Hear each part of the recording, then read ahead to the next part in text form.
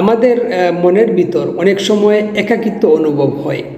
আমরা অনেক সময় মনের ভিতর ভয় বা অনেক সময় মনের ভিতর একটা টেনশন থাকে বা অনেক সময় একাকিত্ব অনুভব হয়, কি করব কিছুই খুঁজে পাওয়া যায় না। তো এই অবস্থার মধ্যে আমরা একটা দোয়া পড়তে পারি, যেই দোয়াটি রাসূল সাল্লাল্লাহু আলাইহি ওয়াসাল্লাম একজন ব্যক্তিকে এই সমস্যার কারণে তিনি বলে দিয়েছিলেন।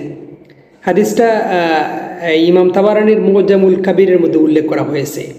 তো এক ব্যক্তি রাসূল সাল্লাল্লাহু আলাইহি ওয়াসাল্লামকে এসে বলল, যে রাসূলুল্লাহ, আমার তো এই অবস্থা, আমি সবসময় একাকিত্ব অনুভব করি বা আমার ভিতরে একটা ভয়ভীতি সবসময় থাকে বা টেনশন অনুভব হয়, তখন আমি কি করব?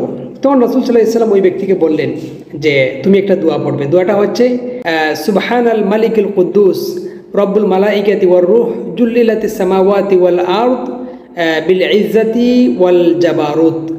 অর্থাৎ এই দোয়াটি তুমি পড়বে। হাদিসের এবারতের মধ্যে বলা হয়েছে যে শেষ পর্যায়ে ওই ব্যক্তি এই দোয়াটি পড়ল এবং তার মধ্যে যেই সমস্যাটা ছিল, এই সমস্যাটা তার দূর হয়ে গেছে, তার একাকিত্ব অনুভবটা তার দূর হয়ে গেছে। তো এজন্য অনেকেই এই দোয়াটা পড়তে বলেন। আমরা এই দোয়াটা পড়ার চেষ্টা করব। যদি আমরা এই দোয়াটা পড়ি তাহলে আশা করা যায় আমাদের মনের ভিতর একাকিত্ব বা মনের ভিতর যে একটা টেনশন, এগুলো দূর হয়ে যাবে। আল্লাহ তাআলা আমাদের সবাইকে হেফাজত করুন।